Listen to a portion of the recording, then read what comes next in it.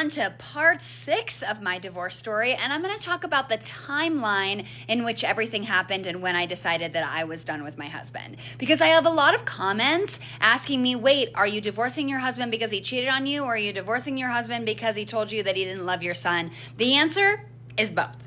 This is the second time I'm recording this because I told this whole story and then for some reason TikTok only posted a very short clip of it. So we're going to go through it again.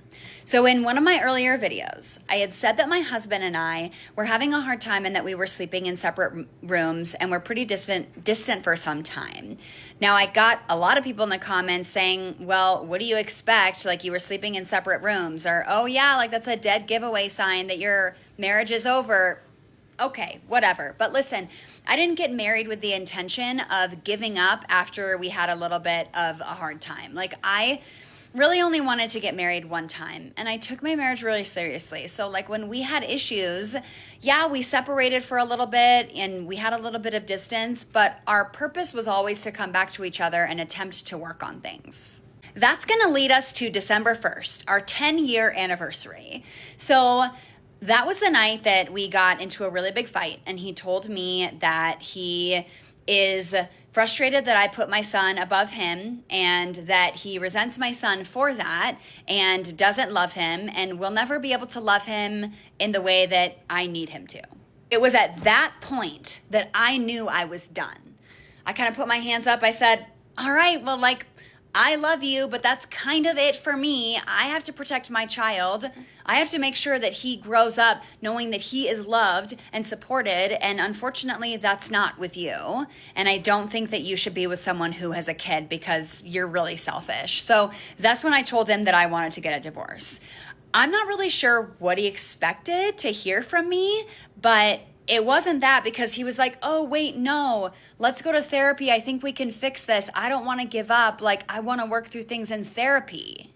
At that point, I said to him, okay, well, if you want to go to therapy, you better do all of the things. So you need to find a therapist, you need to set an appointment, you need to tell me when the appointment is, and you need to make a solid effort for therapy. And January is going to be the month that you do that. If that doesn't happen in January, I will be filing for divorce in February. And he said, okay.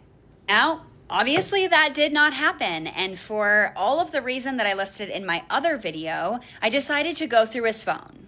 So I was feeling like not so great, kind of insecure, and I went up to him and I said, if you really want to work on things and you really want to go to therapy, I want to see who you are and what kind of a man you are when things between us are not going well. So when we're really distant, I want to see who you are. And to see that, I need to go through your phone.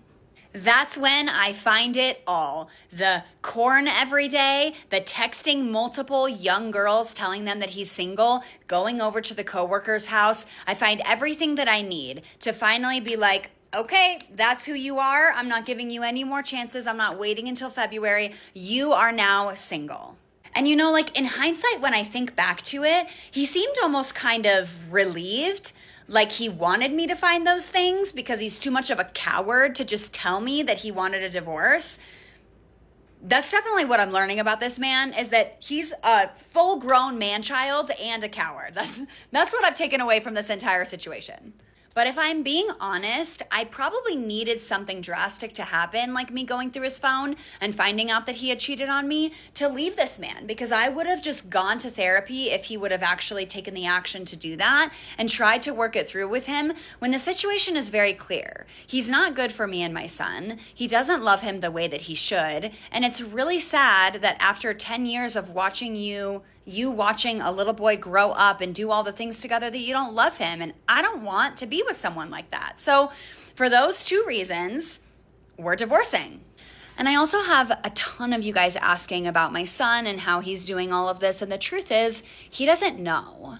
He's young, impressionable, and he's also very sensitive. And he doesn't know that we are separating. And he doesn't know anything yet because my husband can't move out for 2 months. I have to live with him here in this house while we're separated for 2 months. And I want to create a stress-free and drama-free environment for my son. And so we have to try to be nice to each other and try to be decent with each other while we live together for these last 2 months.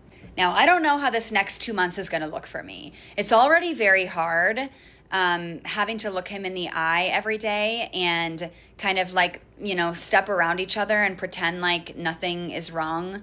At least he pretends like nothing is wrong, but I inside just feel so dead inside. So we're going to see how this goes over the next 2 months, and I'll keep you guys updated.